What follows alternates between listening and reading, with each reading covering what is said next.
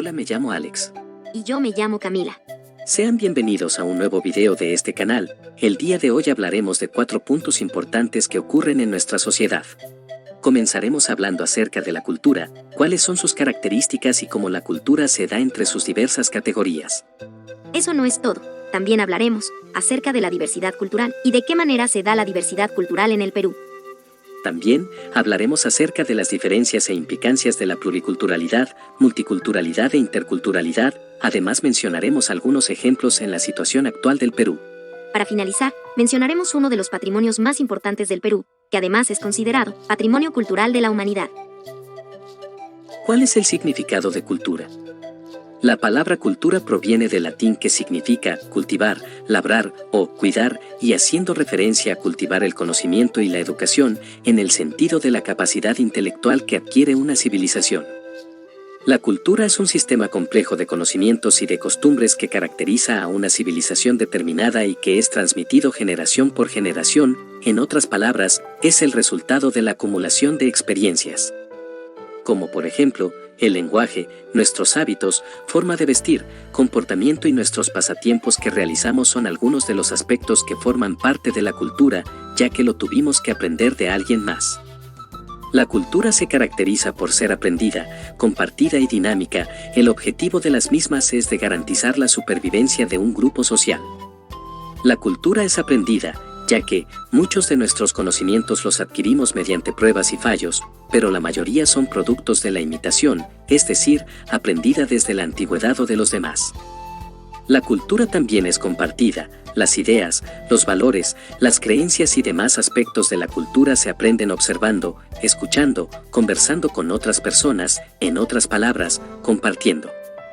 Finalmente, la cultura es simbólica o cultura inmaterial. Decimos que las personas somos los únicos seres capaces de simbolizar, es decir, de crear una cosa y dotarla de significado. Es importante que sepas que la cultura tiene sus propias categorías. Comenzando con el etnocentrismo, que es la tendencia que lleva a una persona o grupo social a interpretar la realidad a partir de sus propios parámetros culturales. También tenemos al relativismo, que exige que ninguna cultura debe ser juzgada a partir de los patrones de otra. Esto puede ser algo negativo porque se llega a ser tolerante con comportamientos que atentan contra la vida y la libertad. Durante el proceso de comprensión y conocimiento del comportamiento humano, la antropología logra distinguir lo universal, lo general y lo particular. Existen ciertas características biológicas, como sexualidad permanente o un cerebro complejo. Otra categoría son las psicológicas como procesos mentales y emociones. También la categoría social y cultura, que se refiere a la sociedad humana organizada como vida en familia o matrimonio. Todas estas son universales pues se encuentran en todas las culturas. Otras categorías son consideradas simples generalidades, comunes en varios, mas no en todos los grupos humanos. Compartir costumbres a través de la generación, por ejemplo, el idioma castellano en el Perú y Ecuador, es una costumbre heredada por los españoles. Cuando las costumbres y los procedimientos se imponen a una cultura por parte de otra que es más poderosa, como por ejemplo la costumbre de la religión católica en el Perú y en otros países de América. Otro ejemplo es la agricultura, costumbre que fue traspasada por nuestros antepasados para nuestras satisfacciones y necesidades básicas. Otros rasgos son particulares, esto quiere decir que son únicos en ciertas tradiciones culturales. Como sabemos, en las culturas se usan rituales para marcar eventos importantes como el nacimiento, la pubertad, la paternidad y la muerte. Por ejemplo, los hindúes rapan las cabezas de los recién nacidos, ya que creen que así se elimina la mala suerte acumulada en una vida previa. Por último, acerca de los patrones y valores culturales, estos se van a dar desde casa con la familia, con nuestros amigos o nuestra comunidad, siendo los valores quienes contribuyen a la armonía de las relaciones entre las personas. Y los patrones culturales también porque son comportamientos que se aprenden de los demás, y estos comportamientos o costumbres se pueden compartir o coincidir con las personas de nuestro entorno. Ahora hablemos de diversidad cultural. ¿Qué es la diversidad cultural? Según la UNESCO, es la multiplicidad de formas en que se manifiestan las culturas de los grupos y sociedades. Estas expresiones se transmiten dentro de los grupos y sociedades y también entre ellos. La diversidad cultural se manifiesta no solo a través de las diversas formas en las que se expresa el patrimonio cultural de la humanidad, enriquecido y transmitido gracias a una variedad de expresiones culturales, sino también a través de los distintos modos de creación artística, producción, distribución, difusión y disfrute, cualquiera que sea el medio y la tecnología utilizadas. En caso la diversidad en el Perú, pues tenemos 48 lenguas indígenas, 55 pueblos indígenas reconocidos oficialmente, 3% de la población afroperuana concentrada en la costa del Perú, 210 expresiones y manifestaciones culturales declaradas como Patrimonio Inmaterial de la Nación, teniendo 9 de estas inscritas en la lista de UNESCO. ¿Quién es el encargado del sector cultura en el Perú? El Ministerio de Cultura, siendo parte del órgano del Poder Ejecutivo del Perú, es el ente rector en materia de pueblos indígenas u originarios. Creado el año 2010 por la Ley N. Grados 29.565, Ley de Creación del Ministerio de Cultura. Tiene como misión hacer de la cultura un eje central para el desarrollo ciudadano. Tiene 4 grandes áreas en las que se desarrolla su trabajo: el patrimonio, la creación, gestión, pluralidad cultural. ¿Quién es el encargado de hacer ejercer nuestros derechos culturales? Primero tenemos que saber que los derechos culturales son derechos humanos que hacen referencia a la diversidad cultural y el derecho de las personas a participar de la cultura. El encargado de hacer cumplir dichos derechos es la Política Nacional de Cultura, poniendo al ciudadano como beneficiario y teniendo como objetivo orientar la adecuada gestión de los campos de la cultura para prevenir y resolver los problemas que se sitúan en ella. Esta se desarrolla en 4 ejes principales. Primer eje: derecho a la vida cultural, busca la diversificación y democratización de la oferta cultural y garantizar los derechos individuales y colectivos de los pueblos indígenas u originarios y la población afroperuana. Segundo eje: historia de la cultura, tiene como objetivo la puesta en valor y en uso social del patrimonio cultural material e inmaterial y la sostenibilidad y salvaguarda de la memoria histórica. Tercer eje: valoración de las culturas, tiene como meta la valoración positiva de la diversidad cultural y posicionamiento internacional de la cultura peruana. Cuarto eje: modernización del sector cultura.